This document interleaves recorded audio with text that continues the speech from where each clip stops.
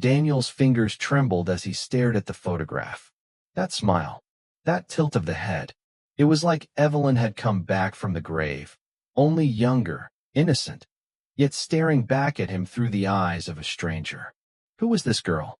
And how could Evelyn have a daughter? The note said, "She's mine. And she's missing." But Evelyn had been gone for 16 years. Could she have had a child before she died?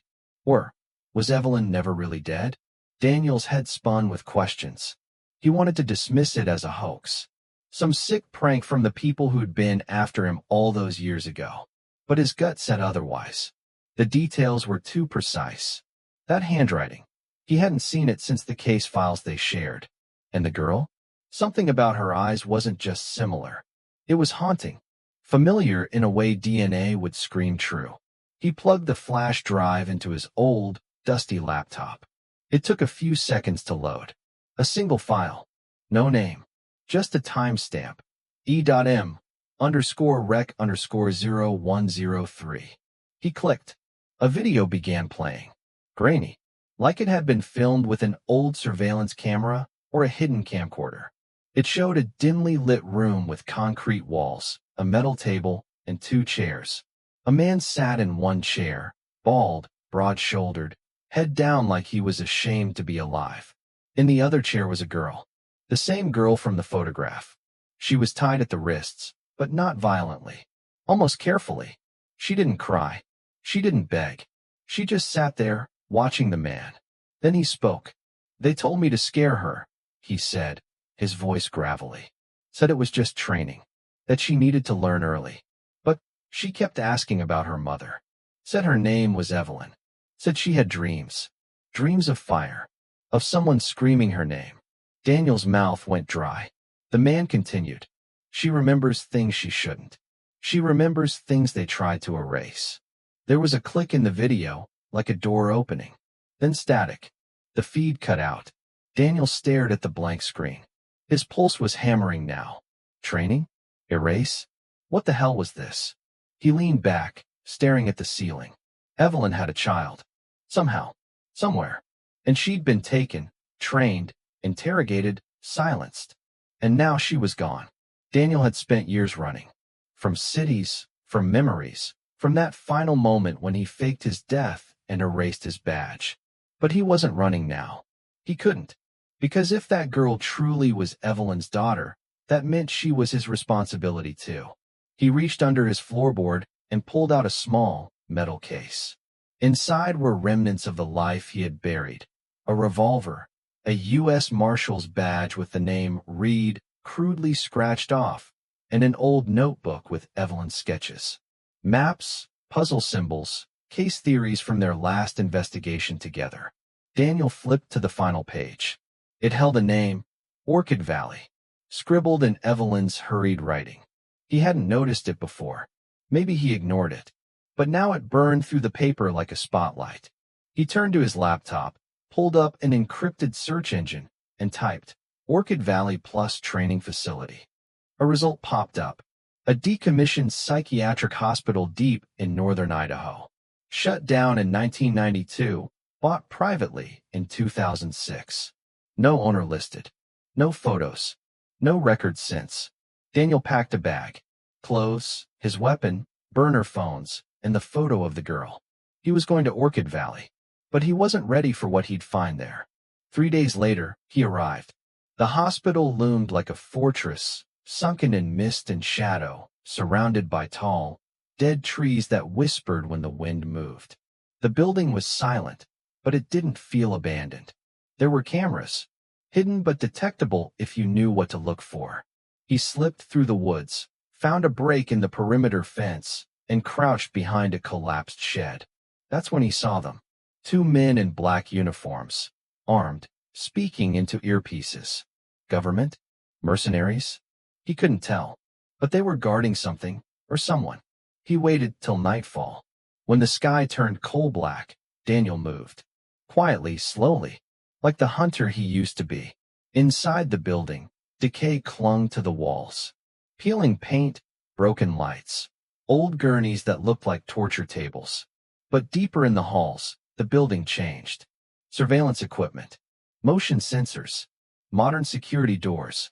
Someone had turned the old hospital into a fortress. Then voices, faint, echoing through vents.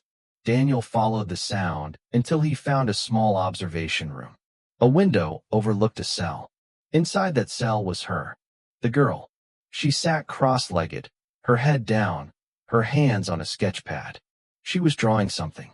Daniel's breath caught in his throat. She was sketching a face. His face. She had drawn him, exactly as he looked years ago, clean-shaven, in a suit, with a badge on his hip. He stepped back, stunned. How could she know? Suddenly, footsteps. 2 guards, headed toward the cell. Daniel ducked, sliding into a maintenance shaft. He couldn't confront them now. Not yet. But he had confirmation. She was real. She was here. And she remembered him. He waited until the guards passed, then exited the shaft, heading back out. He needed a plan. He needed to get her out of there. But as he reached the woods again, something sharp pressed against his neck. Didn't think we'd let you walk in so easy, Reed. A voice growled. Daniel froze. A woman stepped from the shadows. Blonde, pale eyes, dressed in black. She held a syringe in one hand. Don't worry, she whispered. You'll be awake for the memories. She stabbed the needle into his neck. The world twisted. The trees swirled. Then blackness. He woke to the sound of a ticking clock. Tick, tick, tick. Each second stabbed through his skull like a needle. His vision blurred, colors bleeding into one another. He was lying on a cold, metal slab, hands shackled, throat dry, eyes burning. A harsh white light glared down from above, and for a moment, Daniel wasn't sure if he'd woken up or died. Finally, came a voice. Calm, controlled, male. He blinked rapidly, trying to focus. A figure stepped forward from the shadows. Tall, dressed in a white coat, gloves, surgical boots. But the face, that was the part Daniel couldn't place. Not because it was unfamiliar, but because it was generic, ordinary, like someone made to blend in. I hoped you'd come, the man said. After all, this is your mess. Daniel tried to speak, but his tongue felt like it was glued to the roof of his mouth. You don't remember me, do you? The man asked, walking slowly around the room. That's fine. I'm not important. But she remembers you. The man stopped beside a monitor, tapped a few keys. A video played. The girl again. She was seated at a table, staring at a puzzle. A Rubik's Cube. She twisted it slowly, deliberately. Her lips moved as if repeating something. Then she said aloud, He used to bring me peanut butter crackers when I solved things. I think his name was Lucas. But they said I'm not supposed to remember him. Daniel's heart clenched. The man turned to him. She remembers you from somewhere, he said. We're not sure how.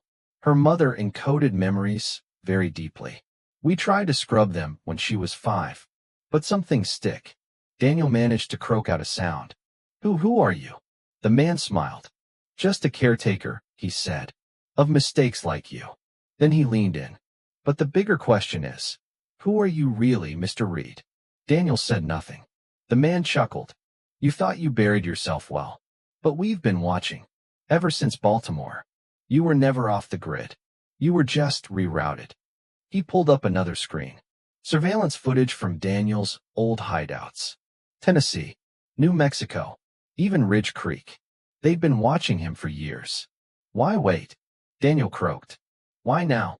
The man turned somber. Because now she's ready. Or almost. And the only person who can truly activate what Evelyn buried inside her mind is you. Daniel stared. Activate. She's not just a child, the man said softly. She's a cipher. A memory vault. Her mother didn't just die. She uploaded something into the girl's subconscious. Coordinates, blueprints, names.